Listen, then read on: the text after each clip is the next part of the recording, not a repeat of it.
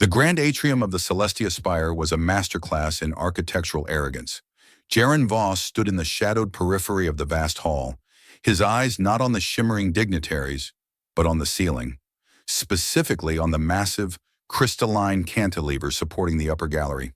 It was beautiful, translucent, and, by Jaron's rough mental math, holding about 30 tons of ego directly over everyone's heads, with a safety factor of barely 1.2. If that primary strut vibrates at anything over 40 hertz, Jaron muttered to himself, taking a sip of lukewarm synthetic coffee from his flask, this whole party's going to get real flat, real fast. Quiet, boss, hissed Director Kovich, the head of the human trade delegation. Kovich was sweating through his gray dress uniform. You are here to fix the docking clamps on their supply module, not critique their flagship. We are lucky they even let opaques like us stand in the back. Sapikur. Jaron adjusted the collar of his utility jumpsuit. Unlike the flowing silks and bioluminescent armors of the galactic elite gathered here, Jaron was wearing standard-issue United Earth engineering gear, reinforced canvas, magnetic boots, and a heavy utility belt that he'd refused to check at the door. He wasn't a diplomat. He was a structural engineer who specialized in keeping heavy things from falling apart in deep space. Just saying, boss, Jaron shrugged. It's inefficient. Too much form, not enough function. Kind of like this whole ceremony. In the center of the room, bathed in a pillar of pure, filtered starlight, sat the matriarch Vela of the Authority. She was a being of terrifying beauty, her skin like polished obsidian, her veins pulsing with liquid gold light. Hovering a few inches off the floor next to her was high Scion Nixia. Nixia was different. While other Authority glowed with a steady rhythmic pulse, the famous harmonic purity, Nixia's light flickered. It spiked and dimmed in a chaotic rhythm that made looking at her feel like listening to a radio struggling between two stations. She sat with a rigid stillness that Jaron recognized.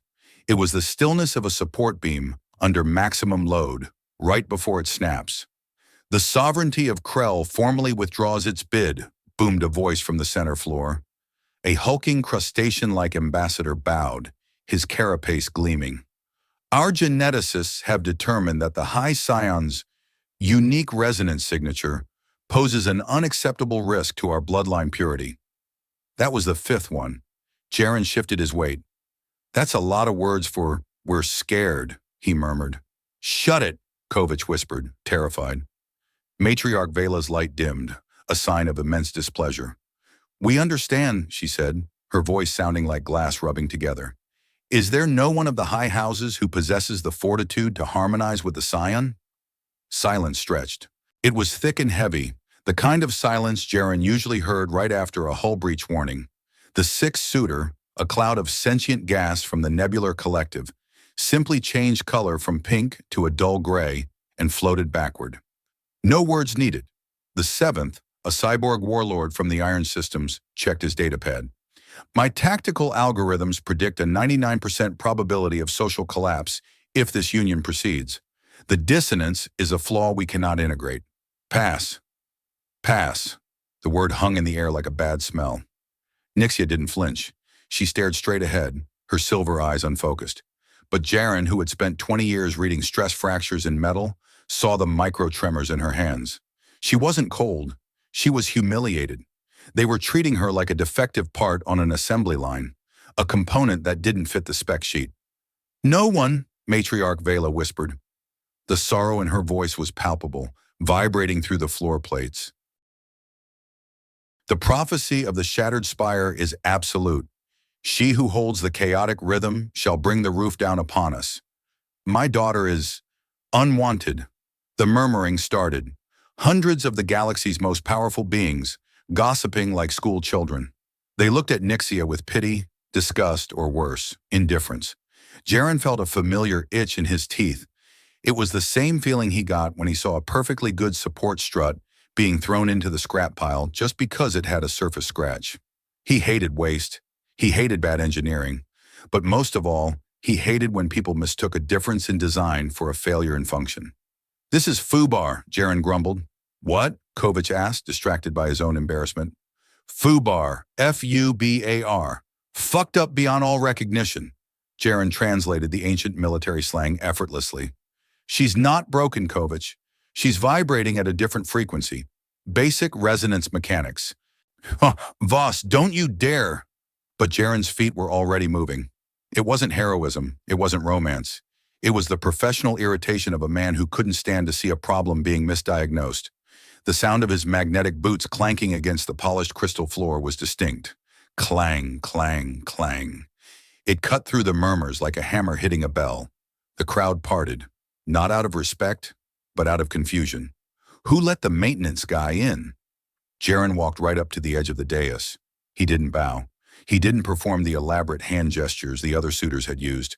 He simply hooked his thumbs into his utility belt and looked up at the matriarch.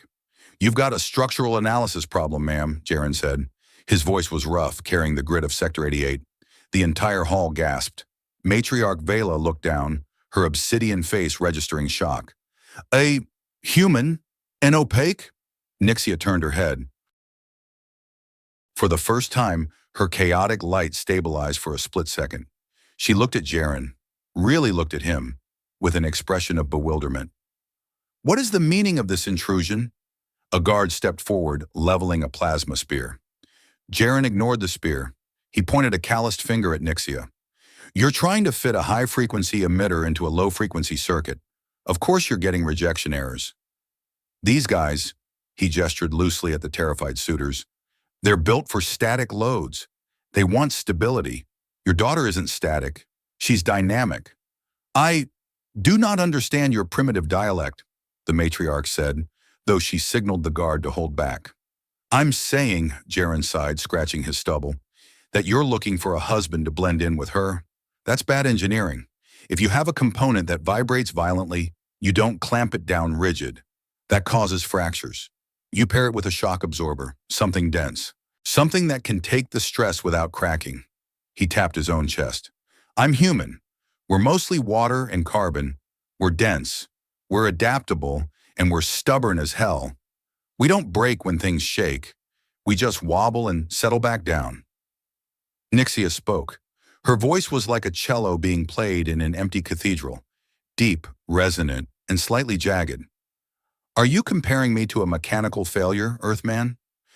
"I'm comparing you to a suspension bridge in a hurricane, Your Highness." Jaren met her silver eyes.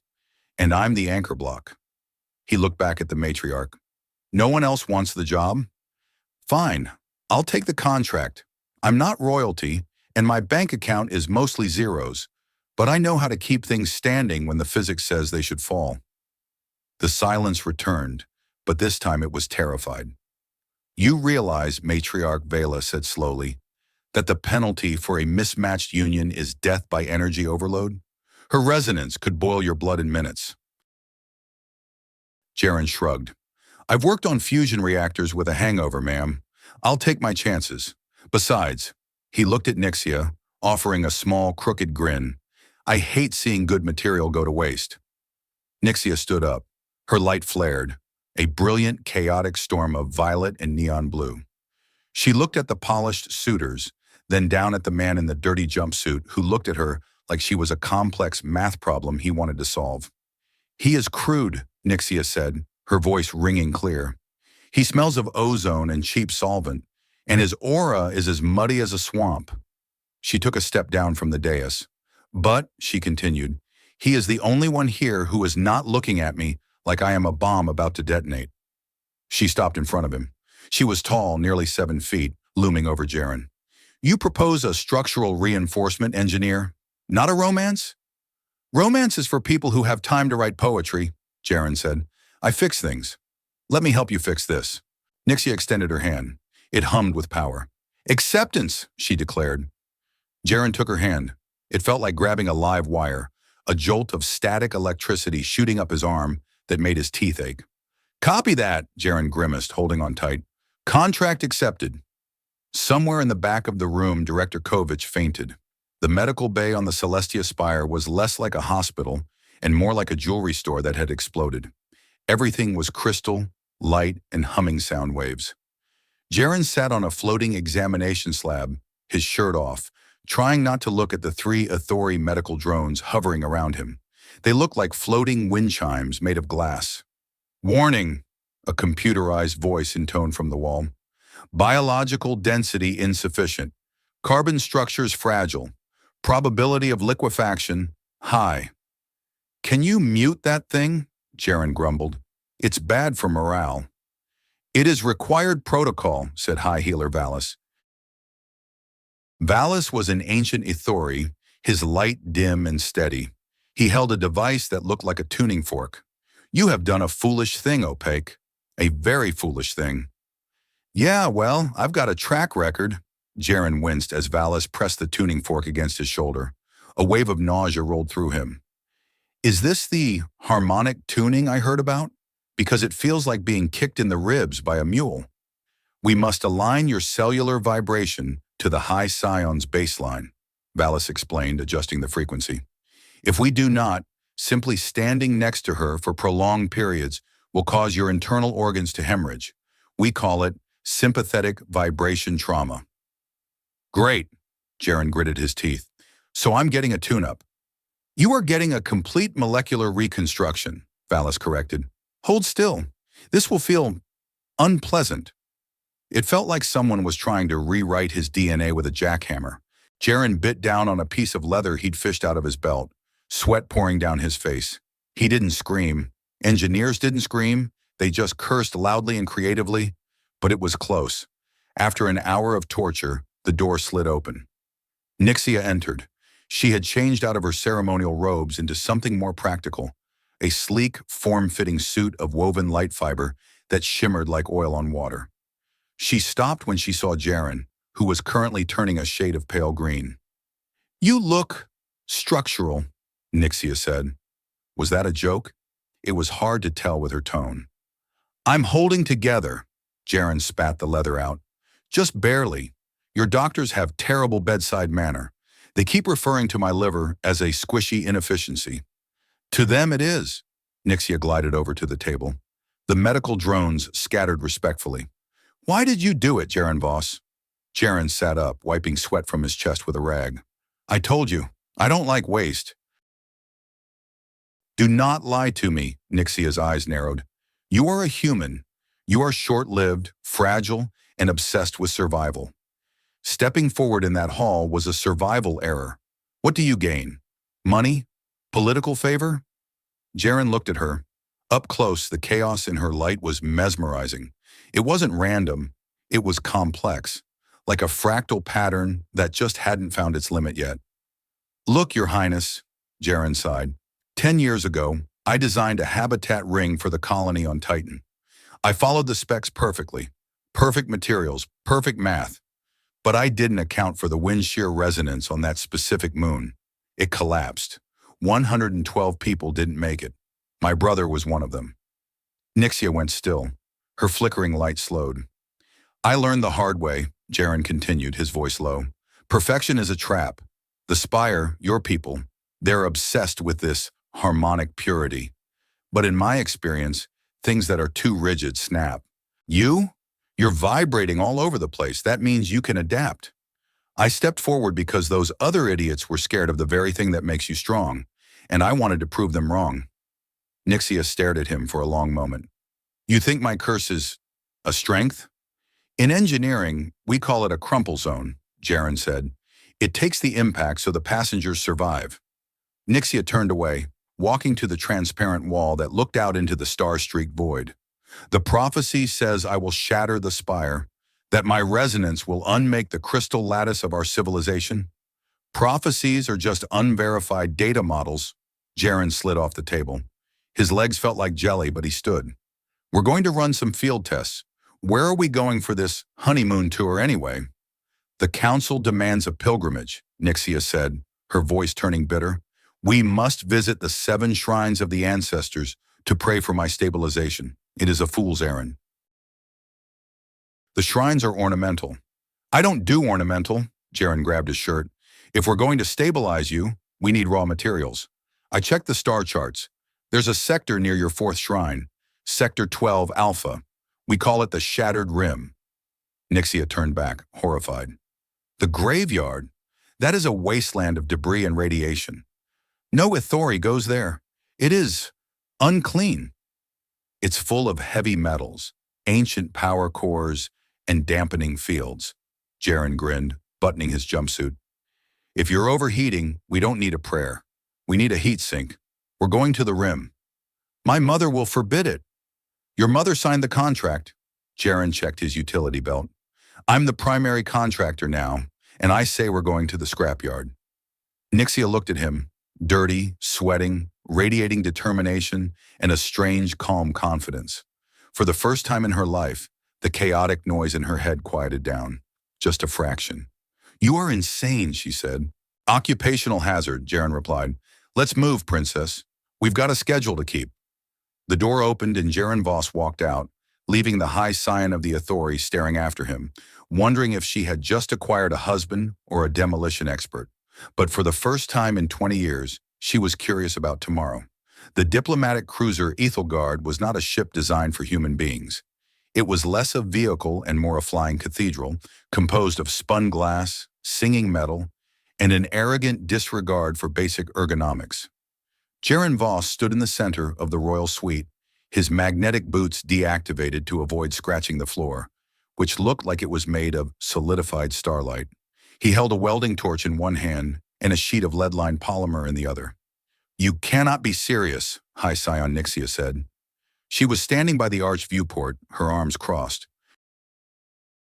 The starlight from the void outside seemed dull compared to the indignation radiating from her. Her bioluminescence was spiking in sharp, jagged rhythms, staccato bursts of violet agitation. Dead serious, princess, Jaren muttered, flipping his welding visor down. Your architects value aesthetics over survivability. This room is a resonance chamber. If you have a bad dream and your energy spikes while I'm sleeping, my nervous system will fry like an overloaded circuit breaker. I'm installing a dampening partition. It is ugly, Nixia stated flatly. It is functional, Jaren countered. He triggered the torch. The blue flame hissed, a harsh, industrial sound that had no place in the delicate silence of the Ethelgard. And in my line of work, ugly usually means it won't kill you. He began welding the polymer sheet to the pristine, crystalline frame of the bed. The smell of melting plastic clashed with the ship's ambient scent of ozone and lavender. Nixia watched him with a mixture of horror and fascination. For 20 years, her life had been a series of soft surfaces, hushed voices, and people walking on eggshells to avoid triggering her condition. Jaren Voss did not walk on eggshells. He stomped around in heavy boots and welded shielding to her furniture. My mother will be displeased, she said, though the threat lacked heat. Your mother isn't the one sleeping next to a living fusion reactor, Jaren said without looking up. Done? He flipped his visor up and slapped the gray, ugly partition. It's not pretty, but it'll cut the ambient radiation by 40%, enough for me to get 6 hours of shut-eye without waking up with a nosebleed. Jaren tossed the torch onto his tool bag and sat heavily on the edge of the bed. He looked tired. The molecular tuning procedure from the medical bay had left him pale, and there were dark circles under his eyes that no amount of adrenaline could hide. Nixia moved closer, her movements fluid and silent. Does it hurt? She asked, her voice dropping the imperious tone she used in public. Being near me, even after the tuning? It feels like standing next to a subwoofer that's playing a frequency just below hearing range, Jaren admitted, rubbing his temples. It rattles the teeth, but I've worked in high-grav mining colonies. I'll adjust. The human body is just wet machinery. It learns to compensate for stress. You speak of yourself as a machine, Nixia observed. She sat on the opposite side of the partition, the gray barrier rising between them like a physical manifestation of their worlds. Is that how you survive? By reducing everything to mechanics? Jaren looked at her through the translucent polymer. Her silhouette was blurred, her flickering light softened. When things break, princess, it's usually because of emotion or incompetence. Physics is honest. Gravity doesn't hate you. It just is. If a beam snaps, it's not personal. It's just exceeded its load-bearing capacity. It's easier to deal with the universe if you treat it like a math problem. And what is the math problem of me? Nixia asked softly. You're overpressurized, Jaren said, gesturing to the shimmering air around her. You spend all day holding it in, trying to be perfect, trying to match the resonance of everyone else. That creates internal shear stress. Eventually, materials fatigue. Eventually, you crack. Nixia looked away, her hand unconsciously touching the crystalline collar at her throat. If I let go, Jaren Voss, I destroy things. That is the nature of the dissonance. Maybe, Jaren shrugged, or maybe you just haven't found a place where it's okay to be loud. He stood up, groaning as his joints popped. We're docking at Station 4X in 12 hours. Get some sleep. And for the love of the architect, don't touch the partition. It's still hot. The bridge of the Ethelgard was a blindingly bright hemisphere of holographic displays and silent authority officers who communicated via light pulses. Captain Valdor, a being whose resonance was so stable it was boring, looked at Jaren with undisguised disdain. We have adjusted course for the Sector 12 Alpha coordinates you provided, Engineer Voss, Valdor said, the title dripping with condensation. Though I must protest, the route takes us through the debris field of the isotope wars. It is a hazard to the hull finish. The hull finish is the least of your worries, Cap, Jaren said, leaning over the navigation console and ignoring the gasp of the navigator as his dirty sleeve brushed the interface. We're looking for a specific signature, high-density energy cores, pre-war tech. Scrap, Valdor sneered. You are dragging the high Scion to a garbage dump. I'm dragging her to a hardware store, Jaren corrected. We need a stabilizer. The stuff you people build is too delicate. It relies on harmony. Nixia doesn't have harmony. She needs something brute force. Something built by people who didn't have the luxury of being made of light. And you believe you will find this among the refuse? One man's trash is another man's load-bearing wall, Jaren said. Just keep the shields up and try not to hit anything larger than a shuttle. I'm going down to engineering. I want to see what kind of drive core you're running. I bet it's over-engineered. You are not authorized. I'm the High Scion's husband, Jaren interrupted, flashing a grin that was all teeth and no warmth. Technically, that makes me the co-owner of this flying chandelier. If I want to inspect the plumbing, I'll inspect the plumbing. He turned and walked out, leaving the bridge crew pulsing in agitated shades of orange. As he walked the pristine corridors, Jaren's mind drifted back to the conversation in the suite. Nixia was terrified. He could see it in the way she held herself, rigid as a tension cable. She believed the lie her society had told her, that her difference was a defect. Jaren stopped at a viewport, looking out at the stars stretching into lines as the ship engaged its warp drive. We're all defective, he whispered to the reflection in the glass. That's how the light gets in. He thought of his brother, Tyrell. Tyrell had been the artist, the dreamer. He had designed the atrium of the Titan habitat to be airy, open, beautiful. He had removed 3 support struts to improve the view. Beauty over function. Jaren had signed off on it because he loved his brother, because he wanted Tyrell to shine. And then the wind shear hit. Jaren shook his head, physically dislodging the memory. He wasn't going to make that mistake again. He wasn't going to let Nixia collapse just because she was trying to be beautiful. He was going to bolt some ugly, heavy steel onto her soul, whether she wanted it or not. He reached the engineering bay door and punched the access code. The door slid open, revealing the heart of the ship, a singing, rotating crystal suspended in a magnetic field. It was breathtaking. Too fragile, Jaren critiqued immediately, pulling a scanner from his belt. One harmonic feedback loop and this whole thing shatters. Who are you? A voice demanded. Jaren looked up. A young authority technician was floating near the core, looking terrified. I'm the guy who's going to show you how to bypass the safety governors, Jaren said, walking toward the core. We're going to the rim, kid. And out there, safety is just another word for too slow to outrun the pirates. Let's get to work. By the time they reached the coordinates, Jaren had managed to offend the entire engineering staff, recalibrate the shield harmonics to a frequency that annoyed the captain, and consume 3 ration bars that tasted like cardboard. Approaching Station 4X, the intercom announced. Atmospheric scrubbers engaged. Warning, local toxicity levels are elevated.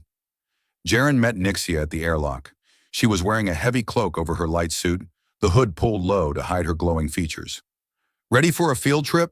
Jaren asked. He handed her a respirator mask. Put this on. The air on 4X is mostly rust and bad decisions. Nixia took the mask, examining it with distaste. It smells of used filters.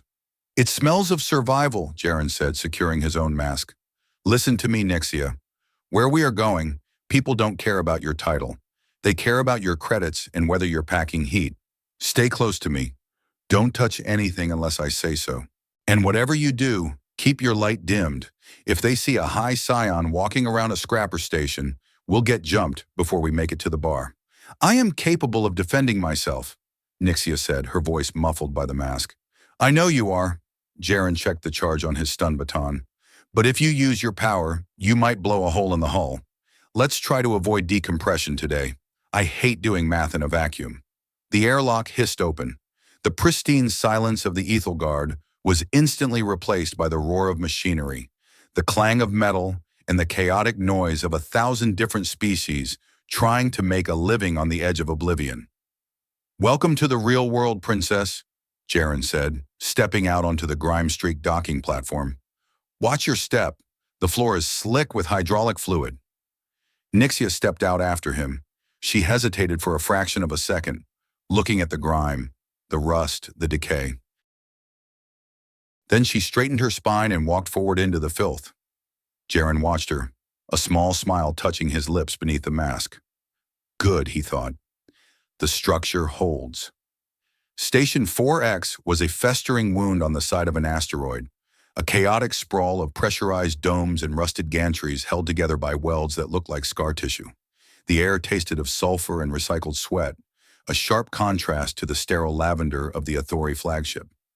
Jaren moved through the crowded concourse with the practiced ease of a local, his shoulders hunched slightly to minimize his profile. Nixia followed in his wake, a silent shadow wrapped in a cloak that did little to hide the inherent grace of her movement. She moved like water. Everyone else here moved like rocks tumbling downhill. Eyes down, Jaren murmured over the comm link in their masks. Don't make eye contact with the Rhodians. They take it as a challenge. Saverlu, this place is vibrant, Nixia's voice crackled in his earpiece. That's one word for it. Jaren scanned the stalls lining the corridor. Another word is death trap. Stay close. They were in the lower market, the gut of the station, where salvagers sold parts stripped from the dead carcasses of ships found in the rim. It was noisy, dangerous, and exactly where Jaren needed to be. He stopped at a stall run by a four-armed mechanic covered in grease. Piles of scrap metal were stacked precariously high, defying several laws of physics. I need a gravimetric stabilizer, Mark 4 or 5, pre-war manufacture, Jaren said, leaning on the counter. The mechanic blinked 4 eyes simultaneously. Rare tech, spacer, expensive. What have you got? Credits, Jaren said, and I won't report that leaking coolant line behind you to the station authority. The mechanic grunted. Mark 4 in the back, heavy, unstable, 2,000 credits. 1,000, Jaren countered automatically, and you throw in a new power coupler. While they haggled, Nixia drifted toward a pile of discarded tech. Her gloved hand hovered over a shattered navigation core. Don't touch, Jaren's voice snapped in her ear. It is still humming, she whispered back. It is in pain. It's a machine, Nixia. It doesn't feel pain. Everything has a resonance, she insisted. This one is crying out. A dissonance. Like me. Before Jaren could stop her, she reached out. Her fingertip brushed the cracked casing. A spark of violet light jumped from her hand to the core. Crack. The navigation core flared to life, spinning wildly. The sudden surge of energy fed back into the stall's power grid. Lights exploded overhead. Sparks showered down like angry confetti. The four-armed mechanic roared, pulling a blaster from under the counter. Sparky! The mechanic yelled, using the slur for energy beings. You brought a live wire in here. Run!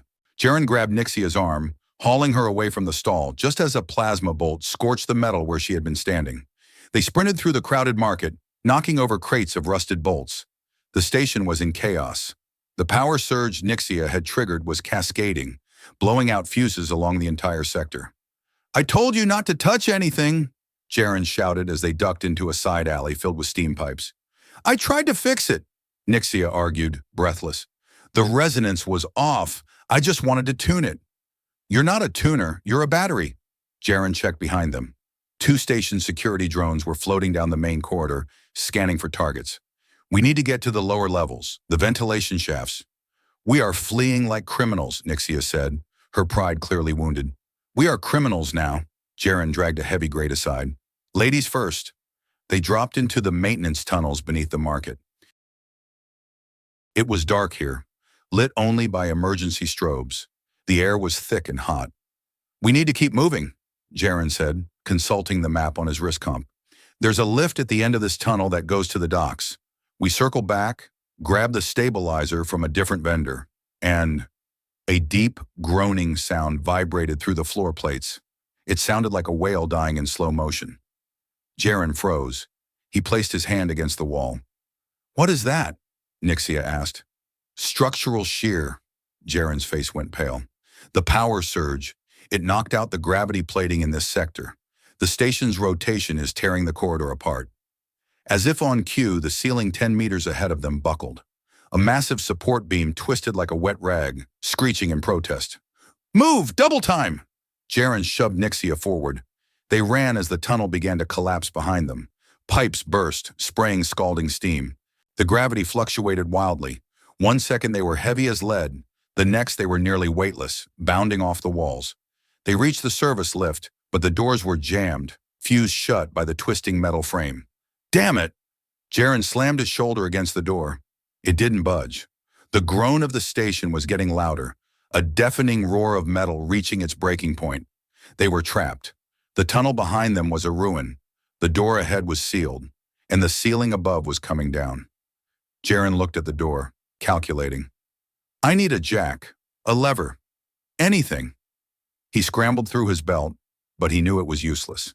He had tools to fix a circuit, not to hold up a collapsing building. Jaren, Nixia's voice was calm, strangely calm. Not now, I'm thinking. Jaren, look at the stress points. He looked. The metal frame of the door was bent inward. The molecular bonds of the alloy were stretching. I can see them, Jaren snapped. I just can't fix them. You said I was overpressurized, Nixia stepped forward. She pulled off her gloves. Her hands were glowing with blinding intensity, the violet light swirling in a chaotic vortex. You said I needed a place to be loud. Nixia, don't. If you unleash that here, you'll bring the whole roof down. No, she said, her eyes silver fire. Not if I direct it. You taught me. Low distribution. She placed her hands on the jammed door. Stand back, engineer. Nixia, she screamed. It wasn't a scream of fear, but of release. The chaotic energy that she had spent 20 years holding in, the dissonance that the galaxy feared, poured out of her. But instead of an explosion, she channeled it. She pushed the energy into the metal of the door. Jaren watched in disbelief. He saw what she was doing. She wasn't breaking the door. She was vibrating the metal molecules at such a high frequency that they became pliable. She was liquefying the lock. The metal groaned, glowed white hot, and then shattered. Not exploded, but disintegrated into dust. The doors blew open. Nixia collapsed. Jaren caught her before she hit the floor. She was burning hot to the touch, her light dim and flickering weakly. You crazy, Jaren breathed, hoisting her up.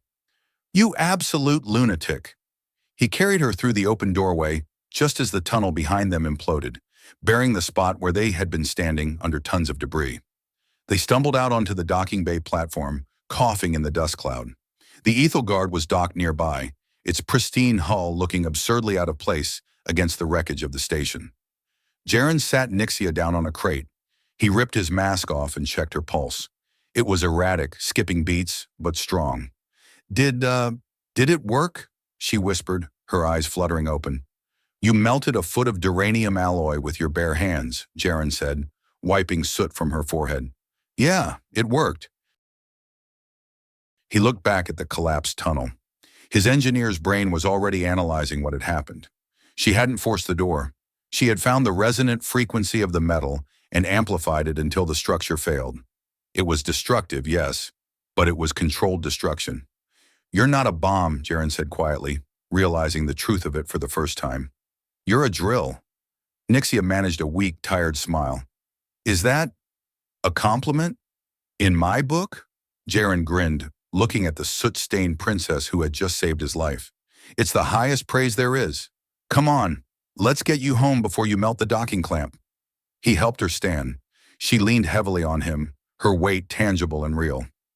Jaren, she said as they limped toward the ship, the stabilizer. We did not get it. Forget the stabilizer, Jaren said. I think we just figured out the first part of the problem. We don't need to suppress your energy. We need to aim it. As they boarded the ship, leaving the chaos of Station 4X behind them, Jaren Voss realized something terrifying. He wasn't just fulfilling a contract anymore. He was starting to care about the project. And in engineering, emotional attachment was usually the first step toward a catastrophic failure. But looking at Nixia, seeing the fierce pride in her tired eyes, he thought that maybe, just maybe, this was one structure worth risking a collapse for. Captain Valdor is going to be very upset about the soot, Nixia murmured. Let him be upset, Jaren chuckled. I'll tell him it's a structural enhancement. Carbon coating, very trendy in the outer rim. The airlock cycled shut, sealing them in.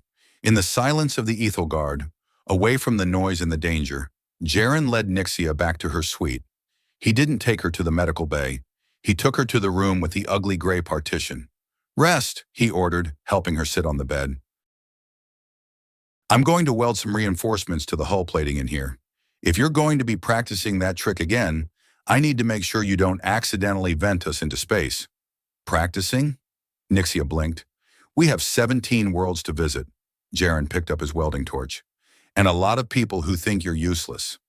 I figure it's time we showed them what a little controlled resonance can do. He flipped his visor down. Sleep, princess. Tomorrow we start the real work. Nixia watched the blue flames spark to life. For the first time in her life, the sound of industry, of breaking and fixing, didn't sound like chaos. It sounded like music. The shrine of the silent note orbited a dying neutron star in Sector 72. It was less a place of worship and more a testament to the Authori obsession with impossible architecture. The entire structure was a single, seamless spire of white diamond, suspended in the void by gravity tethers that hummed with a frequency so low it made Jaren's teeth ache. We are entering the final approach vector, Captain Valdor announced over the comms, his voice as crisp and cold as the vacuum outside. Prepare for the rite of harmony. The high Scion is expected on the observation deck in 20 minutes. Jaren sat in the royal suite, watching Nixia. She was standing in front of a mirror that was not glass, but a sheet of suspended mercury. She was fastening the ceremonial collar around her neck, a heavy, constricting band of iridium and focusing crystals designed to dampen her energy output. She looked exhausted. Her bioluminescence, usually a vibrant spectrum of violet and blue, was washed out to a pale, sickly lavender. Her hands trembled as she tried to secure the clasp. Let me get that, Jaren said, standing up. He moved behind her, his large, calloused hands working the delicate latch with surprising gentleness. You're tight, Nixia. Your muscles are coiled like a tension spring. It is the gravity of the neutron star, Nixia lied. Her voice was thin. It affects the biolattice. Bull, Jaren said softly. He snapped the collar shut. It hummed, and he saw Nixia flinch as the dampening field bit into her skin. It's this tour. We've done 4 shrines in 6 days. You're redlining, princess. You need downtime. Real downtime. Not this meditative stasis crap your doctors prescribe. Nixia turned to face him. Her silver eyes were dull. The rite of the silent note is the most critical of the pilgrimage. I must project a tone of absolute purity for 1 hour. If I waver, if the dissonance slips, the harmonic feedback could crack the shrine's viewing port. We would all die. Sounds like a terrible design, Jaren grumbled, crossing his arms. Who builds a church that explodes if the choir sings off-key? It is a test of control, Jaren. Authori culture is built on control. Without it, we are just energy without form. She smoothed her robes, which were stiff with woven circuitry. I must show them I am not broken, that the human influence has not tainted me. Jaren felt a spike of irritation. Influence? Is that what they're calling me now? I thought I was the regrettable anomaly. Valdor calls you the ablative shielding, Nixia offered a weak smile. Something that burns away to protect the precious cargo. Nice guy, Jaren checked his chrono. Look, if you start feeling the shake, If the stress gets too high, you signal me. I'll cut the power to the gravity tethers. It'll cause a localized quake. Everyone will be too busy grabbing the handrails to notice if your pitch wobbles. You would sabotage a holy site? I'd sabotage the laws of physics if it kept you from burning out, Jaren said seriously. We're a team, remember? Load and anchor. Nixia stared at him for a moment, and for a second the pale lavender deepened to a warmer hue. Load and anchor, she repeated. Do not cause a diplomatic incident unless absolutely necessary, engineer. The observation deck of the shrine was a circular platform surrounded by 300 degrees of transparency. Outside, the neutron star spun rapidly, a lighthouse of deadly radiation. Inside, 200 Ithori dignitaries stood in perfect concentric circles, their internal lights dimmed to a respectful glow. Jaren stood in the back, wearing his dress uniform, which still felt 2 sizes too small in the shoulders. He felt the weight of 200 pairs of eyes sliding over him, dismissing him. The opaque, the mud-born. Nixia stood in the center. She began to sing. It wasn't singing in the human sense. It was a projection of pure resonance, a tone that started low and climbed, vibrating the air, the floor, the very bones of everyone in the room. To the Ithori, it was likely beautiful. To Jaren, it felt like a pressure headache. He watched Nixia's back. He watched the tension in her neck. He was reading her like he read a bridge during a windstorm. She's holding, he thought. But the safety factor is dropping. 10 minutes passed. The tone grew louder, more complex. The other Ithori began to hum in sympathy, creating a choir of light and sound. Then Jaren saw it, a micro-tremor in Nixia's shoulder, a flicker in her aura, not the smooth pulse of the song, but a jagged, static-filled spike. The collar at her throat flared red. It was actively fighting her, suppressing the surge. She's fighting herself, Jaren realized with a jolt of horror. She's pouring energy in, and the collar is slamming it back down. It's a pressure cooker. Stabilize, whispered a dignitary near Jaren. She wavers. The dissonance, another hissed. It corrupts the song. Nixia's voice hitched. A crack appeared in the perfect note, a sound like tearing metal. The diamond floor beneath her feet hissed. A hairline fracture appeared in the pristine white surface. Hold it together, Nixia, Jaren whispered, his hand drifting to the datapad in his pocket, ready to hack the tethers. But she didn't hold it. She tried to force it down. She tried to be perfect. And the material fatigue hit its limit. Nixia gasped, the song cutting off abruptly. She arched her back, a scream of pure, unadulterated agony tearing from her throat. The collar exploded. It didn't just break. It shattered outward, shards of iridium flying like shrapnel. A shockwave of violet energy, wild, chaotic, terrified, blasted outward from her body. The dignitaries in the front row were thrown backward as if hit by a gale-force wind. The viewing port groaned. The fracture in the floor sprinted outward, jagged lightning in the stone. Jaren was moving before the dust settled. Get back, he roared, shoving a stunned Ithori ambassador out of the way. He activated his mag boots, locking himself to the floor as the artificial gravity flickered. Nixia had collapsed to her knees. She wasn't glowing anymore. She was burning. Her skin was turning a terrifying shade of translucent white, blazing with an internal fire that looked like it was consuming her. She is going critical, Captain Valdor shouted from the entrance. Containment teams, erect a force field. She will detonate. Don't you touch her, Jaren yelled. He fought against the wind of energy pouring off her. It felt like walking into a blast furnace. You box her in now. The feedback will kill her. She is a threat to the shrine, Valdor argued, his hand on his sidearm. Jaren reached her. The heat was blistering. His uniform began to smolder. He dropped to his knees, ignoring the pain, and grabbed her shoulders. Nixia, look at me. Her eyes were rolled back, glowing pure white. She was vibrating so hard she was a blur. I cannot hold. Her voice was a distorted static. Then don't hold, Jaren yelled over the roar of energy. Let it bleed. Ground it into me. You will burn. I'm an insulator, remember? Carbon and stubbornness. Dump the load, Nixia. Now. She screamed again, and Jaren felt the world turn white. He felt the energy hit him like a physical train. It coursed through his arms into his chest, seeking a path to the ground. His mag boots sparked and smoked as the current raced through him and into the diamond floor. It hurt. It hurt more than anything he had ever felt. It felt like his nerves were being stripped like old wiring. He smelled his own hair singing, but he held on. He became the anchor. He took the chaotic, terrified energy of a woman who had been told her whole life she was a bomb, and he gave it a path to the earth. Slowly, the blinding white faded to violet, then to blue, then to a soft, exhausted gray. Nixia slumped forward, her head hitting Jaren's chest. The wind died down. The viewing port stopped groaning. Silence returned to the shrine. But it wasn't the silence of peace. It was the silence of a disaster site. Jaren gasped for air, his lungs feeling like they were full of ash. He looked at his hands. They were blistered, the skin red and angry. He looked up. Captain Valdor and the guards were standing in a circle around them, weapons drawn. "The rite is ruined," Valdor said, his voice trembling with rage. "The High Scion has defiled the sanctuary. The prophecy is in motion." Jaren wrapped his arms around Nixia, glaring at them with bloodshot eyes.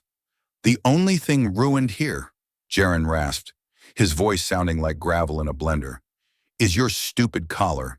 Get a medical team, now." "She is to be confined," Valdor ordered. "She is unstable. She is a danger to the fleet." "She's my wife," Jaren snarled, struggling to stand, lifting Nixia's unconscious form with him. His legs shook, but he locked his knees. "And if anyone points a weapon at her again, I will personally disassemble this station bolt by bolt until we all vent into the nebula. Do I make myself clear?" Valdor hesitated. He looked at the human, burned, shaking, holding a being of pure energy in his arms like she was precious cargo. He looked at the defiance in Jaren's eyes. "Take them to the brig," Valdor said finally, "but get the healers." Jaren didn't wait for the guards. He started walking, one heavy step at a time, carrying the weight of the galaxy's most unwanted daughter. The brig of the Ethel Guard was cleaner than most luxury hotels on Earth, but a cage was still a cage. Nixia lay on a suspension cot in the center of the cell, unconscious. A stasis field hummed around her, keeping her molecular structure from unraveling. She looked faded, like a ghost of herself. Jaren sat on the floor outside the field, his back against the wall. His hands were bandaged in synth skin, throbbing with a dull, rhythmic pain. "Status?" he asked the air. The ship's AI, apparently deciding he was no longer a threat now that he was locked up, responded. High Scion Nixia is in a state of cascading resonance failure. Her biolattice is crystallizing. Estimated time until permanent petrification, 6 hours. "Crystallizing," Jaren repeated. "She's turning to stone." "She is returning to the inert state of the precursor matter," the AI corrected. "It is the final stage of the dissonance." Jaren banged his head gently against the wall. Thud, thud, thud. "It doesn't make sense," he muttered. "Material fatigue doesn't work like that. If she's high energy, she should burn out, dissipate. Turning into a rock? That's a phase state change. That's compression." He looked at Nixia. She looked peaceful, but her skin was losing its translucence. It was becoming opaque, like him. "Computer," Jaren said, his voice hardening. "Access the Royal Archives. Search term, Prophecy of the Shattered Spire. Original text." "Access denied," the AI said pleasantly. "You are a prisoner, Opaque Voss." "I am the High Scion's bonded partner," Jaren said. "Under Ethori Maritime Law, Section 4, Paragraph 2. In the event of the Scion's incapacitation, the bonded partner assumes temporary command of her assets. That includes her library card. Override authorization code, Voss01 actual." The AI paused. It processed the legal loophole. Jaren held his breath. He had read the maritime code during the long flight to Sector 12, mostly out of boredom. He hoped he remembered it right. "Authorization accepted," the AI chirped, displaying original text. "Note, the file is in archaic high authority. Translation protocols are active." A hologram flickered to life in the center of the cell. It showed a jagged piece of ancient crystal with glowing glyphs carved into it. Below it was the standard translation. "She who holds the chaotic rhythm shall bring the roof down upon us." Jaren squinted at the glyphs. He wasn't a linguist, but he was an engineer, and engineers knew symbols. Wait, he pointed a bandaged finger at the third glyph. It looked like a triangle with a line through it. Computer, highlight that symbol. What is the literal translation? Literal translation, to lower, to descend, to bring down. Okay, Jaren frowned. And the context? Is it used in demolition? Negative. That symbol is primarily used in architectural maintenance, specifically the lowering of a support structure to relieve stress. Jaren's heart skipped a beat. Relieve stress. He looked at the next symbol, the one translated as roof. What about that one? Literal translation. The barrier, the ceiling, the limit. The limit, Jaren whispered. He stood up, pacing the small cell. And shatter? The prophecy of the shattered spire? Symbol, Kravosh, the AI recited. Translation, to break, to shatter. Secondary meaning, to breach, to open. Jaren stopped pacing. The pieces clicked together in his mind like a well-oiled locking mechanism. It's not a warning, he said, his voice rising. It's a manual. He looked at Nixia. They've been reading the blueprint wrong for 1,000 years. She who holds the chaotic rhythm shall lower the limit. She's not going to destroy the spire. She's supposed to break the ceiling. Clarification required, the AI said. The authority, Jaren said, talking fast, his hands waving. You guys are obsessed with perfection, stasis, harmony. You've stopped evolving. You've hit the ceiling of your growth. Nixia, she's the evolutionary kick in the pants. Her chaos isn't a flaw. It's an expansion joint. She's the only one capable of breaking the stagnation. He looked at the stasis field. And by suppressing her, by putting collars on her and forcing her to sing perfectly, you're trying to weld an expansion joint shut. No wonder she's crystallizing. She's under so much pressure, she's turning into a diamond. Jaren ran to the force field door. Guard! Hey, guard! A sleek authority soldier appeared, looking bored. Silence, human. I need to speak to Captain Valdor. Now, I know how to save her. The captain is preparing the funeral rites, the guard said coldly. He does not wish to be disturbed by the opaque. Funeral rites? Jaren's blood ran cold. She's not dead yet. She is beyond saving. The crystallization has reached her core. Jaren stepped back. He looked at the control panel on the inside of the cell. It was locked, bio-coded. He looked at his bandaged hands. Then he looked at his belt, which they had thrown into the corner of the cell. His tools were gone, but the belt itself, heavy reinforced leather with magnetic clasps, was still there. Okay, Jaren breathed. We do this the hard way. He grabbed the belt. He stripped the magnetic clasp from the buckle. It was a small, high-density magnet, not enough to break a lock, but maybe enough to confuse a sensor. He went to the stasis field holding Nixia. Computer, Jaren said. What happens if two high-frequency fields intersect at a 90-degree angle? Field interference, the AI replied. Destabilization. Exactly. Jaren jammed the magnetic clasp into the emitter of the stasis field. He slammed it in with the heel of his hand. Sust! The stasis field flickered. The hum turned into a whine. Warning, the AI blared. Containment breach. Jaren reached through the flickering field. It burned his hands again, but he grabbed Nixia's shoulders. She was cold, hard as stone. Wake up, princess, Jaren shouted, shaking her. You're not dying. You're just petrified. Literally. Her eyes opened. They were gray, lifeless. Jaren, let me go. It is quiet now. Too quiet, Jaren yelled. Listen to me. The prophecy. It's a bad translation. You're not the destroyer. You're the stress relief. Nixia blinked slowly. What? You're an expansion joint. Jaren knew he sounded insane, but he pressed on. The authority are too rigid. They're dying of perfection. You're the chaos that lets the species grow. You have to stop holding it in. Stop trying to be pure. But the crystallization, it's pressure. Jaren grabbed her face. Her skin felt like marble. You're compressing yourself because you're scared to break the ceiling. Break it, Nixia. Break the damn ceiling. I cannot. It is forbidden. Screw forbidden. Jaren kissed her. It wasn't a romantic movie star kiss. It was desperate, terrified, and tasted of ozone and blood. It was a transfer of intent, a shocking, grounding connection between dirt and starlight. "I am right here," Jaren whispered against her lips. "I'm the anchor. You can shake as hard as you want. I won't let you fall, but you have to break the shell. Now." Something sparked in Nixia's eyes, a tiny fracture in the gray stone, a flash of violet. She looked at Jaren. She saw the burns on his face. She saw the stubborn, unyielding belief in his eyes. He wasn't looking at a monster. He was looking at a solution. "Break the ceiling," she whispered. She closed her eyes, and instead of pushing the energy down, she pulled it up. She reached into the core of her being, into the dissonance that she had hated for 20 years, and she embraced it. Crack. The sound was like a gunshot. A piece of stone skin fell from her cheek, revealing blinding light beneath. Crack. Crack. The crystallization shattered. It exploded off her body like a shell being blown apart. The energy that released wasn't the terrified explosion of the shrine. It was controlled. It was rhythmic. But it wasn't the simple sine wave of the Authority.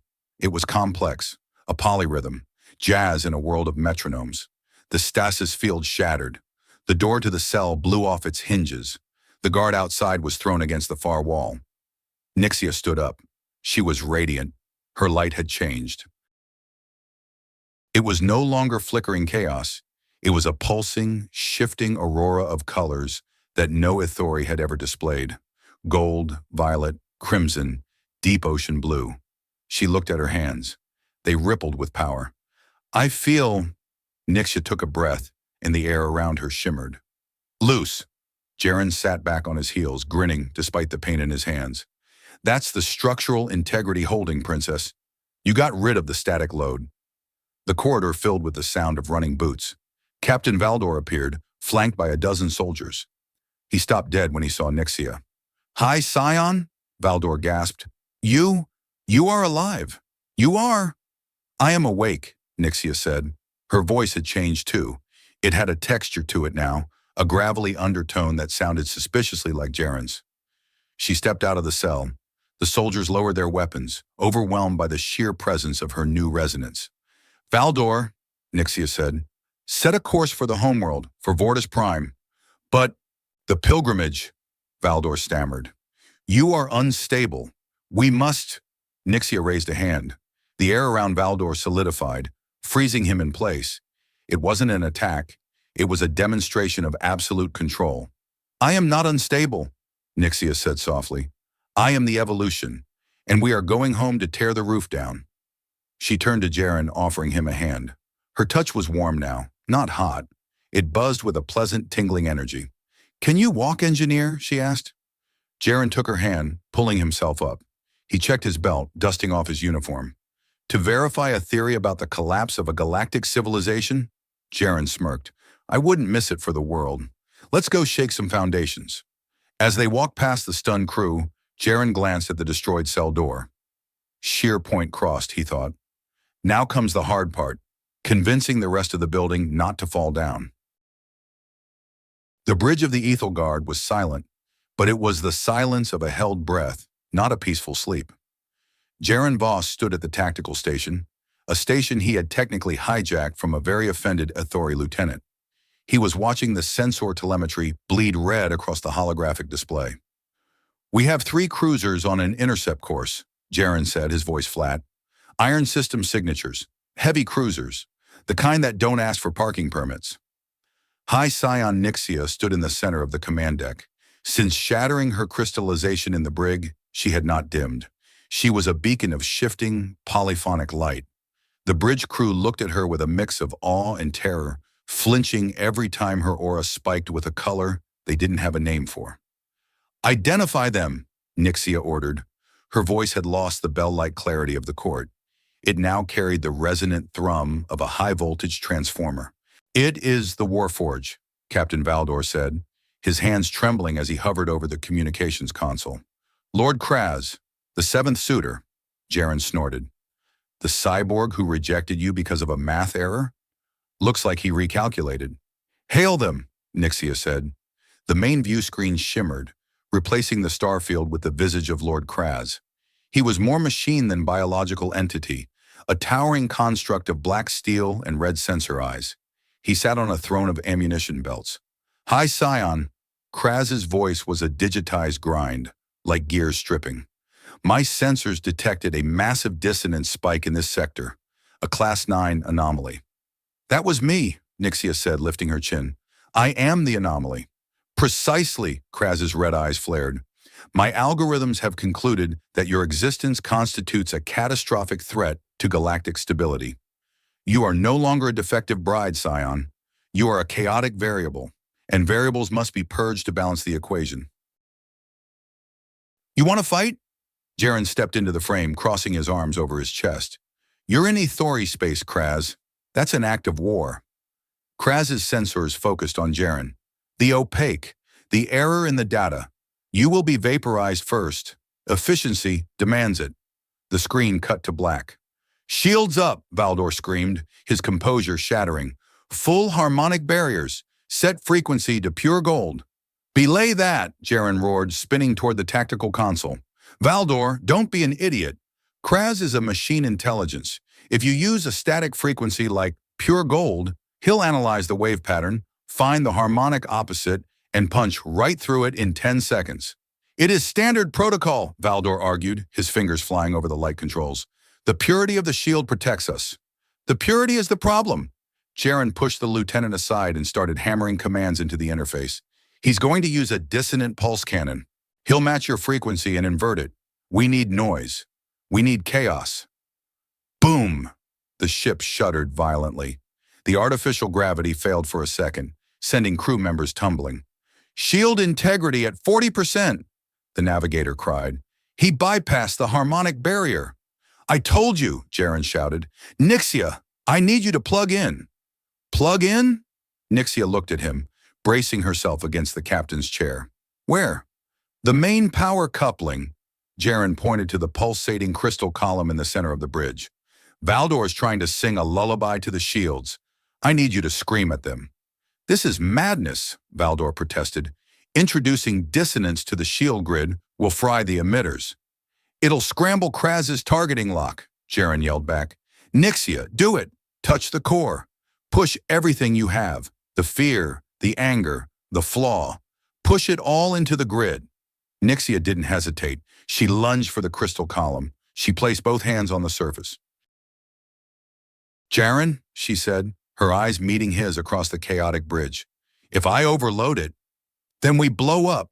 Jaren gritted his teeth, his hands dancing over the manual overrides. "But at least we won't die because we were too polite to fight back. Push." Nixia closed her eyes. She remembered the shame of the ceremony. She remembered the rejection. She remembered 20 years of being told to be quiet, to be still, to be perfect. She unleashed it all. The bridge exploded with light. Not the soft golden glow of Ethori tech, but a jagged, violent storm of neon violet and electric green. The crystal core shrieked. Outside the ship, the Ethelguard's shields changed. They stopped being a smooth bubble of gold light. They fractured into a shifting, swirling kaleidoscope of energy. It looked like a disco ball having a seizure. Another volley of plasma fire from the Warforge slammed into them. But instead of piercing the shield, the beams scattered. They bounced off the chaotic angles of the energy field, refracting harmlessly into space. "Targeting lock broken," the navigator shouted, staring at his console in disbelief. "The enemy computers cannot predict our shield modulation. It is changing too fast. It is completely random." "It's not random," Jaren muttered, watching the readouts. "It's jazz." He looked at Nixia. She was straining, her body arching as she poured her dissonance into the ship. She wasn't just powering the shields. She was becoming the shields. "Incoming transmission from Warforge," Valdor whispered. "Audio only." "Illogical," Kraz's voice sounded distorted. "Pattern recognition failing. The variable is oscillating." "We bought some time," Jaren wiped sweat from his forehead. "But we can't outrun them. The Ethelguard is a luxury yacht. She's got engines built for cruising, not dogfighting. Kraz is faster." "We must surrender," Valdor whimpered. "Perhaps he will be merciful." He's a cyborg warlord, Valdor, not a charity worker, Jaren snapped. He looked at the tactical map. We need to lose him. We need cover. He saw it. Sector 12 Alpha. The debris field they had visited days ago. The shattered rim. Valdor, plot a course for the asteroid belt, Jaren ordered. That is suicide. The navigational hazards are exactly what we need. Jaren slammed his hand on the console. Kraz relies on perfect calculations. He can't predict tumbling rocks any better than he can predict Nixia. We go into the junk pile. It's the only place where being messy is an advantage. Nixia pulled back from the core, gasping. Her light was pulsing rapidly, sweat beading on her obsidian skin. I can feel them, Jaren. The enemy ship. They are launching boarding pods. Jaren froze. Boarding pods? I feel the intent, Nixia said, clutching her chest. They realize they cannot shoot us, so they are coming to cut us open. Thud, thud, thud. 3 distinct vibrations ran through the hull. Metallic, heavy impacts. Hull breach on decks 4, 5, and 7, the AI announced calmly. Intruder alert. Iron Legion signatures detected. Jaren pulled the stun baton from his belt.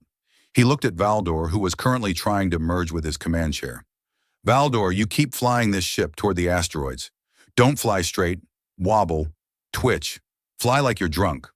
I do not know how to fly drunk, Valdor stammered. Improvise, Jaren turned to Nixia. Princess, we've got company, and I'm betting they didn't bring a wedding gift. Nixia straightened up. Her exhaustion seemed to evaporate, replaced by a cold, dangerous resolve. The dissonance around her sharpened into points, like invisible daggers. They want to purge the flaw, she said. Let us show them what happens when the flaw fights back. That's the spirit. Jaren checked the charge on his baton. Stay behind me. We need to get to the engine room before they cut the power. If we lose the engines, we're dead in the water. Lead the way, husband, Nixia said. And for the first time, the word husband didn't sound like a contractual obligation. It sounded like a rank. The corridors of the Ethelgard were designed for serenity. Soft curves, ambient lighting, sound-dampening floors. Now they were a kill box. Jaren moved point, his stun baton humming. He had also scavenged a heavy wrench from a maintenance locker, gripping it in his offhand. Nixia followed close behind, her light dimmed to a low, combat-ready pulse. Deck 5 is compromised, Jaren whispered, pressing himself against a bulkhead. I can hear them. The sound was unmistakable. The heavy clank-hiss-clank of magnetic boots and hydraulic pistons. The Iron Legion didn't send soldiers. They sent walking tanks. There are 3 of them, Nixia whispered. I can sense their power cores. They are shielded against energy attacks. Great, Jaren muttered. Shielded against energy, not shielded against physics. He pointed to a junction box on the ceiling. Can you overload that node? Just a small spike? I can, Nixia nodded. On my mark. Wait for them to step on the deck plate below it. The heavy footsteps grew louder. Around the corner came the first boarder. It was a 7-foot-tall humanoid droid, plated in dull gray armor, carrying a rotary plasma cannon. Its visual sensors swept the hallway. Target identified, the droid droned. Hi, Scion. Terminate. Mark! Jaren yelled. Nixia threw a hand up. A bolt of violet lightning shot from her fingertips, slamming into the junction box. The box exploded, showering sparks. But more importantly, it blew the magnetic seals on the ceiling panel. A 500-pound ventilation unit, loosened by the blast, crashed down. Crunch. It landed squarely on the droid, flattening it into a sparking pancake of scrap metal. Physics, Jaren grinned. Works every time. The other 2 droids behind the fallen leader opened fire. Plasma bolts scorched the air, melting the pristine walls. Move! Jaren grabbed Nixia and shoved her into a side corridor. They sprinted toward the engineering lift. The ship shook violently as Captain Valdor, apparently learning how to fly drunk, slammed them into the edge of the asteroid field. We need to seal the engineering bay, Jaren shouted over the roar of the ship. If they get to the drive core, they'll detonate it. They reached the heavy blast doors of engineering. Jaren punched the code. The doors slid open, and Jaren stopped dead. Inside, 5 Iron Legion droids were already there. They had killed the technicians. The bodies of the young Ithori engineers lay scattered on the floor. Standing by the core was a commander unit, painted with red stripes. It was attaching a device to the crystal drive. A bomb, Jaren realized. They aren't trying to capture the ship. They're scuttling it. The commander unit turned. Targets acquired. Nixia, get back, Jaren shouted, shoving her behind the doorframe. No! Nixia stepped out, her eyes blazing white. They killed my crew! She screamed, and a wave of force erupted from her. It hit the 5 droids like a physical wall. 2 of them were knocked backward, crashing into the consoles. But the commander unit stood firm. It activated a personal shield, a hexagonal barrier that absorbed Nixia's energy. Dissonance detected, the commander said. Deploying dampeners. The droid fired a canister. It landed at Nixia's feet and exploded into a cloud of gray gas. Nixia coughed, her light flickering. My connection, it is static. Neurotoxin, Jaren realized. It blocks neural pathways. The commander raised its arm cannon, aiming directly at Nixia's chest. The charging whine of the plasma bolt filled the room. Nixia was disoriented, coughing, unable to focus her shield. She was wide open. Jaren didn't think. He didn't calculate. He didn't run the math on survivability. He moved. Hey, toaster! Jaren yelled. He threw his heavy wrench. It spiraled through the air and clanged uselessly off the commander's helmet. But it made the droid look. Just for a microsecond. Jaren sprinted across the gap. He wasn't a soldier. He was an engineer.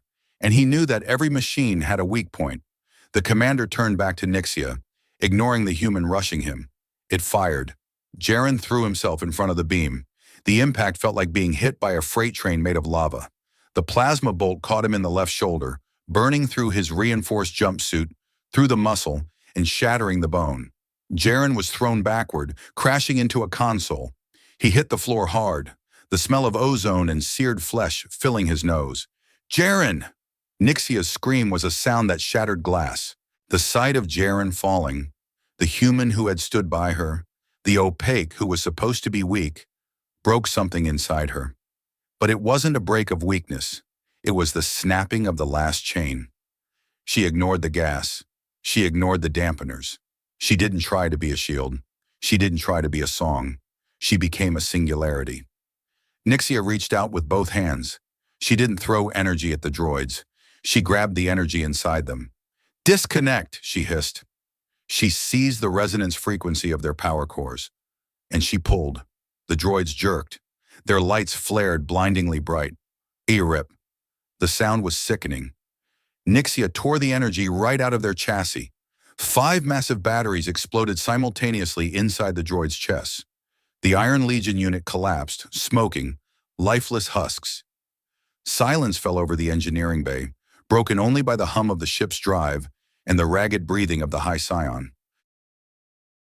Nixia scrambled across the floor, her robes stained with coolant and soot. She reached Jaren. He was pale, gray pale. A hole burned through his shoulder was cauterized, but the shock was killing him. His eyes were unfocused. Jaren, Nixia sobbed, her hands hovering over the wound, afraid to touch.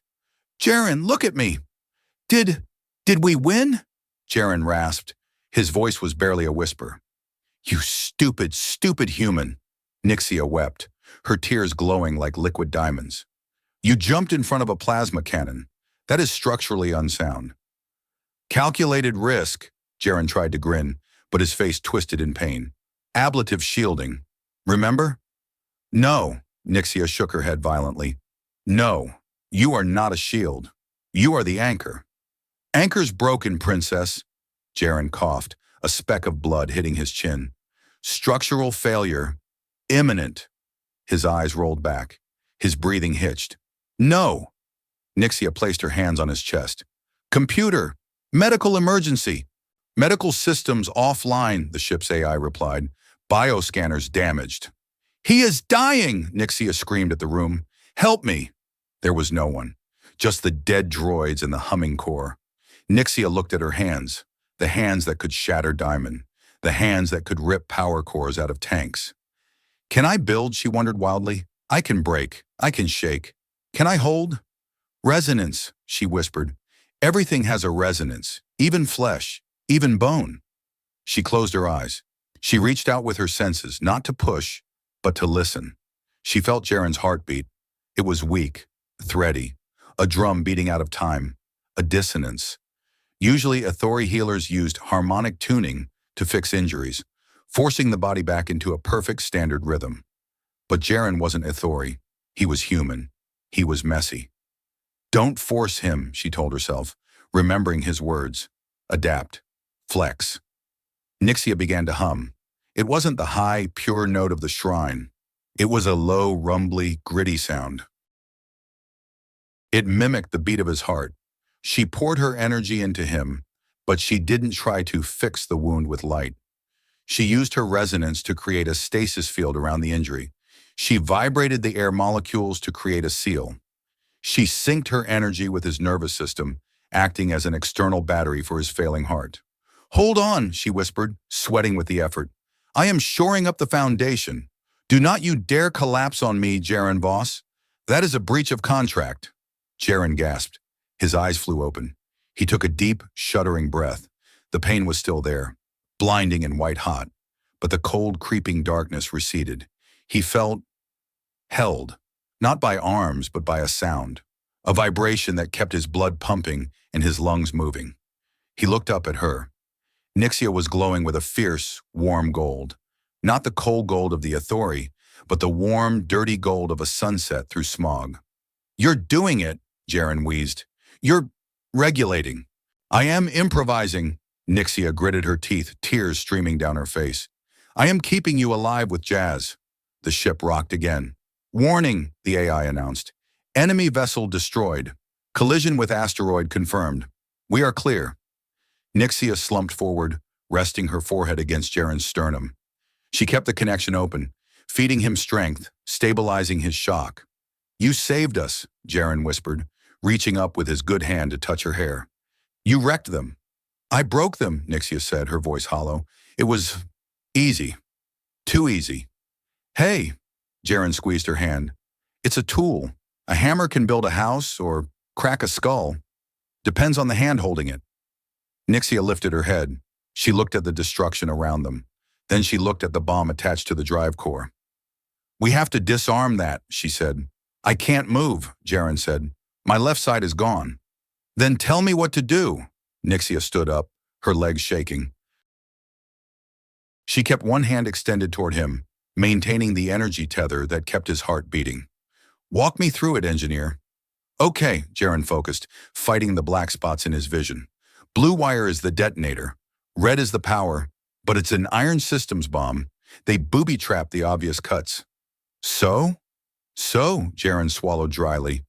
You have to feel the current. Find the wire that's vibrating the fastest. That's the trigger. You have to snap it, instantly. Nixia approached the bomb. She held Jaren's life in her left hand and the ship's fate in her right.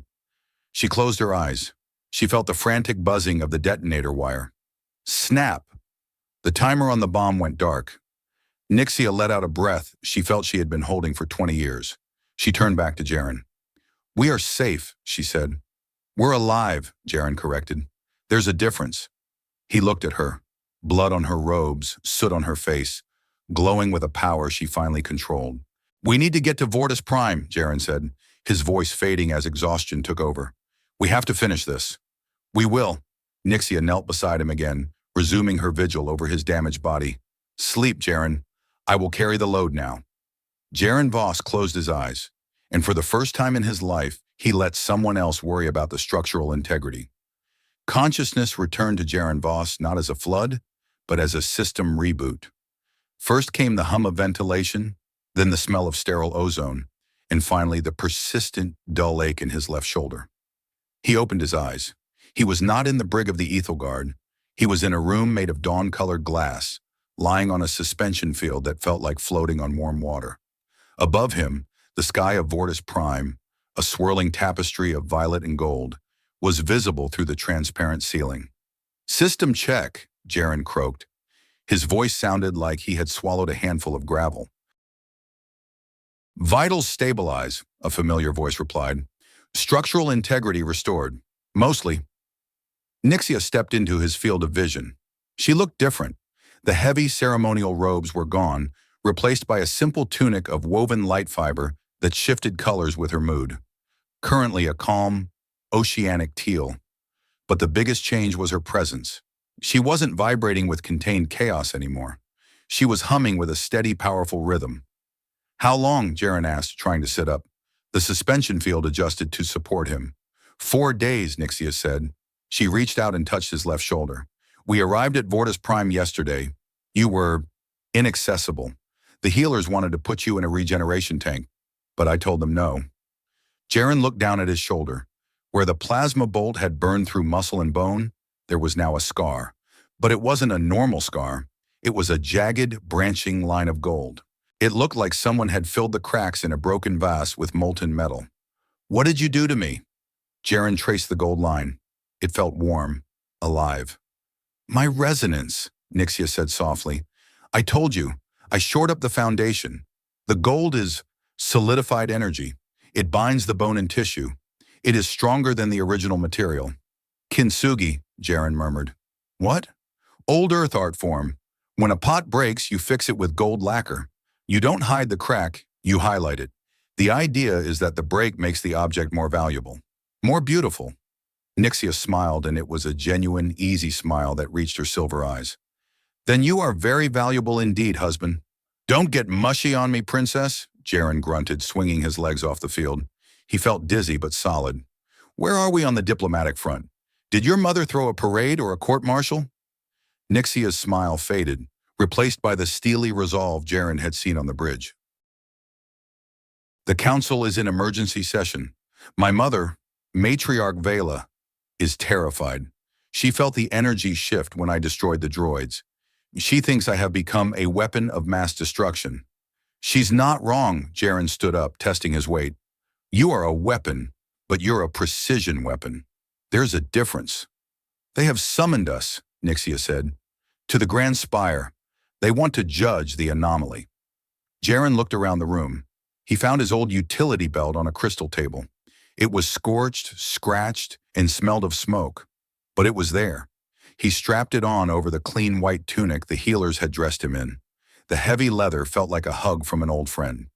"Judge away," Jaren said, checking the empty holster where his stun baton used to be.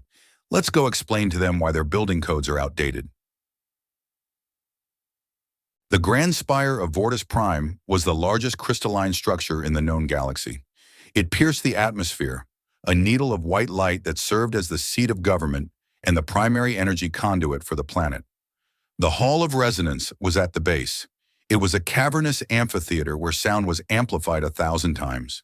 500 high lords and ladies of the authorities sat in tiered rows, their lights dim and judgmental. In the center, on a raised dais of diamond, sat Matriarch Vela. She looked older than Jaren remembered. Her obsidian skin seemed dull, her light flickering with anxiety. Jaren and Nixia walked into the center of the hall. They didn't bow. They walked side by side, their footsteps echoing, the sharp click of Nixia's heels and the heavy thud of Jaren's boots. "Hi, Scion Nixia," Vela's voice boomed, amplified by the acoustics. "And the human." "Jaren," Nixia corrected sharply. Her voice didn't need amplification. She projected it with her new resonance, and it filled the room, rich and undeniable. "His name is Jaren Voss, and he is the reason we are not all floating debris in the shattered rim." A murmur ran through the crowd. "The dissonance," they whispered. Hear the jagged edge in her tone. "You have returned," Vela said, standing up. "But you return changed. We sense the chaos in you, daughter. It is no longer contained. It is wild." "It is free," Nixia said. "I have broken the crystallization. I have accepted the flaw." "Then you are a danger to the spire."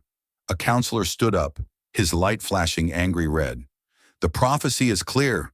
She who holds the chaotic rhythm shall bring the roof down. You must be exiled to the silence zones before you shatter the foundations of our world." Jaren stepped forward. The movement drew 500 pairs of eyes. "With all due respect," Jaren said, his voice rough and unpolished compared to the musical tones of the authority, "you people need to fire your translator. I read the original text. It doesn't say destroy. It says lower the limit. It says, breach the ceiling. The opaque speaks of holy texts? Vela sneered. What does a dirt-born engineer know of high-frequency metaphysics? I know that if you build a structure too rigid, it snaps in the wind. Jaren pointed at the soaring crystal walls around them. Look at this place. It's beautiful, it's perfect, and it's brittle. You've spent 1,000 years trying to be pure, trying to vibrate at a single perfect note. But the universe isn't a single note. It's noise, it's impact, it's change. He gestured to Nixia. She isn't the wrecking ball. She's the shock absorber. She's the only one of you who can handle the noise without breaking. Blasphemy, the counselor shouted. Seize them. Place the Scion in a suppression field. Guards stepped forward, leveling staves of white energy. No, Nixia said. She didn't shout. She just said it with absolute finality. She stamped her foot. A ripple of violet energy spread out from her boot, racing across the floor. It wasn't an attack. It was a frequency, a countertone. The guards' weapons flickered and died. The energy in their staves dissipated, neutralized by Nixia's interference pattern. I am done being suppressed, Nixia said, her eyes glowing with that terrifying, beautiful jazz light. And I am done listening to people who are afraid of the dark. Suddenly, a deep, grinding sound vibrated through the soles of Jaren's boots. It wasn't Nixia. It was coming from below, deep below. The floor of the hall trembled. Dust drifted down from the vaulted ceiling high above. Seismic alert, the hall's AI announced. Planetary core shift detected. Magnitude, critical, harmonic stabilizers failing. Vela's face went gray. The shift, it is not due for another millennium. Planets don't follow schedules, Mom, Jaren muttered, grabbing Nixia's arm to steady her. It's a quake, a big one. The trembling intensified.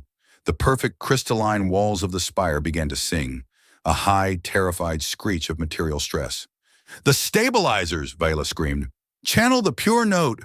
We must reinforce the structure. 500 Athori began to sing. They poured their energy into the spire, trying to hold it together with a wall of sound. They sang a perfect, unwavering C major chord, the note of order, the note of stasis. Crack. A massive fissure appeared in the eastern wall. Shards of crystal the size of shuttlecraft rained down on the upper balconies. It's not working, Jaren yelled over the roar. The quake is oscillating. You're feeding energy into a rigid system. You're making it worse. It's resonance disaster. We cannot change the note, Vela cried, clutching her throne as the dais shook. It is the only way we know. Then you're going to die perfectly, Jaren roared. He turned to Nixia. Princess, you see the frequency? Nixia closed her eyes. She felt the planet groaning. She felt the spire screaming. The Athori were trying to fight the earthquake with stillness.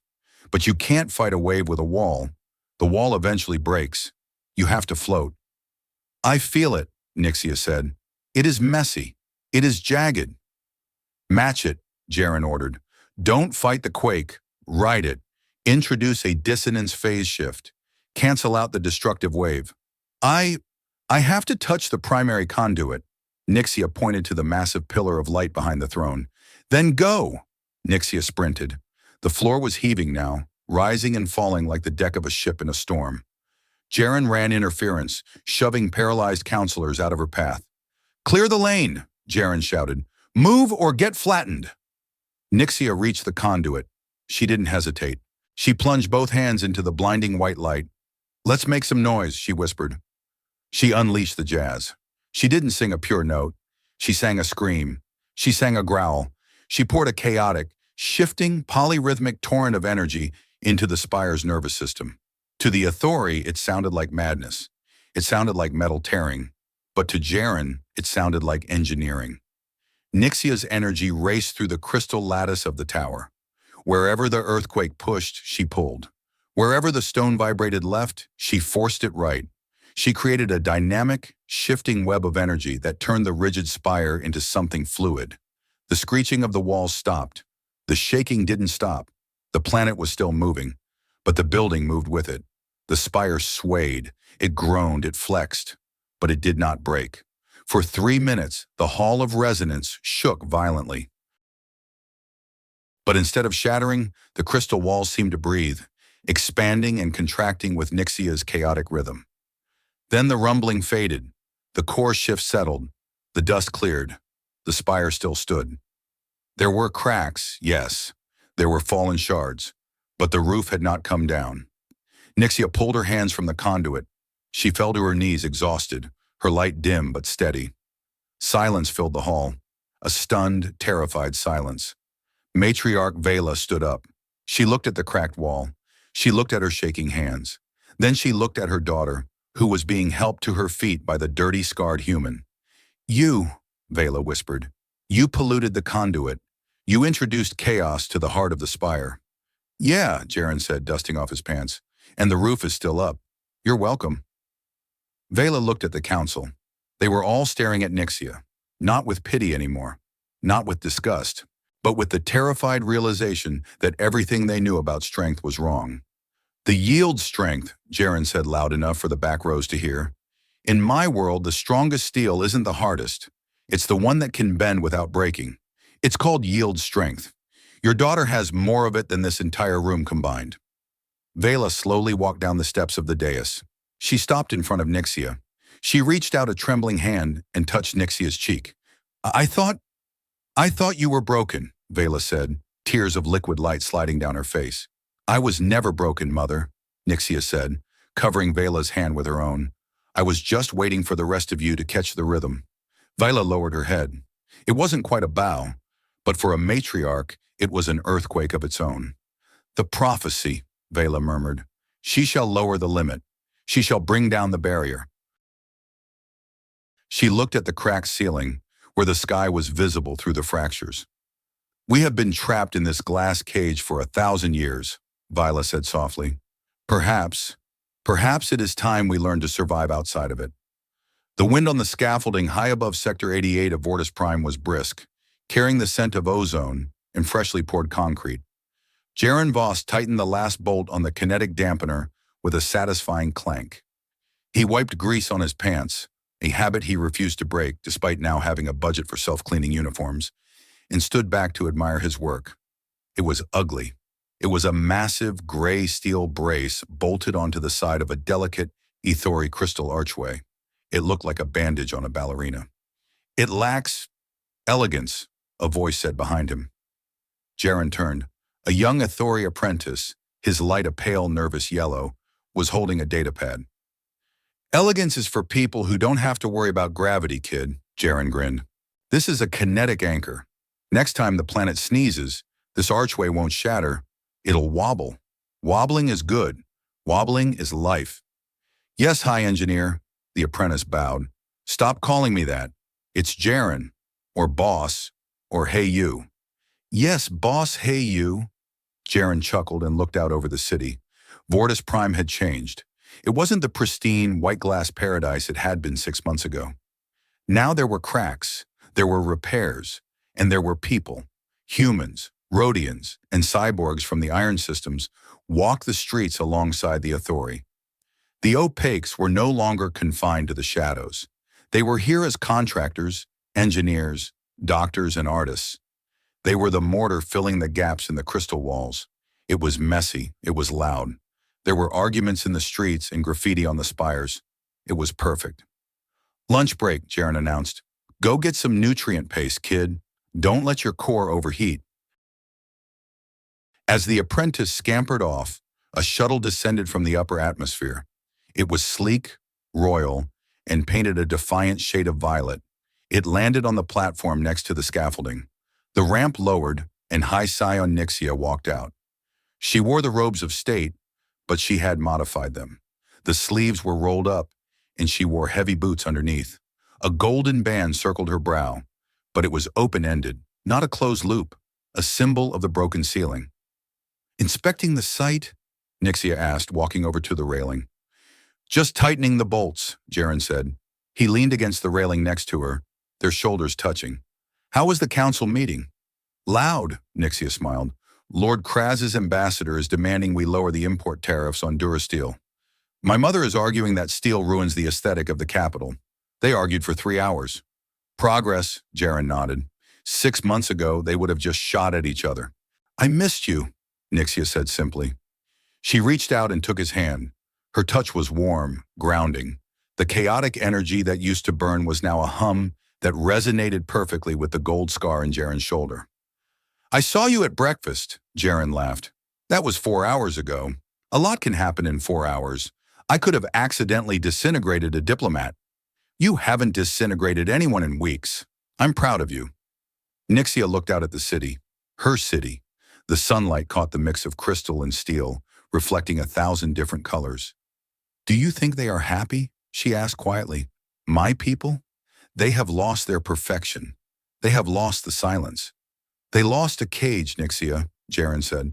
They're learning. It's scary. Freedom is always terrifying because there's no safety rail. But look down there. He pointed to a market square below. A group of young Athori were playing a game with some human children, chasing a ball of light. They were laughing, screaming, making noise. They're alive, Jaren said. Really alive, not just existing. Nixia rested her head on his good shoulder. And what about you, Jaren Voss? Are you happy? You are married to a woman who is a walking power plant, living on a planet that shakes every Tuesday, surrounded by people who still think you smell like wet dog. Jaren looked at his hands. They were scarred, dirty, and calloused. He looked at the city he was helping to rebuild.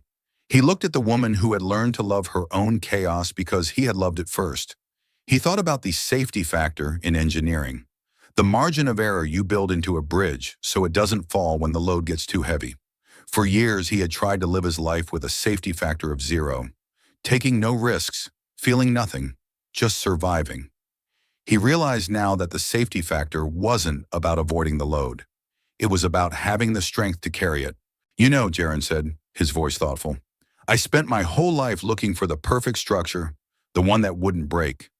I thought if I calculated everything right, if I used the right materials, I could build something that would last forever without a scratch. He turned to Nixia, tracing the line of her jaw with his thumb. But I was wrong. The things that last aren't the ones that never break. They're the ones that know how to mend. It's the cracks that let the light in, right? And it's the repairs that make the history. He tapped the gold scar on his shoulder. I'm not perfect, Nixia. You're definitely not perfect. We're a mess. We're a mismatched, oscillating, dissonant disaster. Nixia raised an eyebrow, a playful spark in her silver eyes. Is this a divorce speech? No, Jaren grinned, leaning in to kiss her forehead. It's a structural analysis, and my conclusion is, we're solid. We're the strongest damn thing on this planet. Nixia laughed, a sound that was pure jazz, complex, unexpected, and beautiful. She pulled him close, her resonance wrapping around him like a blanket. Then let us continue building, husband, she said. I believe we have a ceiling to keep broken. Jaren watched the sun dip below the horizon, painting the sky in bruises of purple and orange. He felt the vibration of the city, the hum of the kinetic anchors, and the beating of his own scarred heart. He realized that for the first time in 38 years, he wasn't waiting for the other shoe to drop. He wasn't waiting for the collapse. He was just enjoying the view. Jaren looked down at the bustling city, his mind drifting back to the cold, sterile hallways of the Ethelgard, to the moment he stepped forward in that silent room. He had thought he was saving a damsel in distress, or maybe just annoyed by bad engineering. He hadn't realized he was the one who needed saving. He had spent decades fortifying himself, building walls of cynicism and logic to keep out the pain of loss. He had treated emotions like structural weaknesses, liabilities to be designed out of the system. But watching Nixia, watching her turn her greatest flaw into her greatest power, had shattered that blueprint. He understood now that resilience wasn't about being untouched. It was about capacity, the capacity to feel the stress, to take the hit, to crack wide open, and then to pour gold into the wound and say, this is where I am strongest. Life wasn't a static load. It was a dynamic, chaotic storm. And the only way to stay standing wasn't to be stone. It was to be the anchor that holds fast while swaying in the wind. He was scarred, yes, but he had never been more whole. I spent half my life trying to reinforce my walls so nothing could hurt me, only to find out that the strongest things in the universe are the ones that learn to bend. I wonder, What flaw in yourself have you been trying to hide or fix that might actually be your greatest strength if you just gave it room to breathe? Jaren took Nixia's hand, his rough fingers interlacing with her glowing ones. High above the world, amidst the steel and the starlight, the engineer and the anomaly stood together, two perfectly imperfect parts, finely balanced in equilibrium.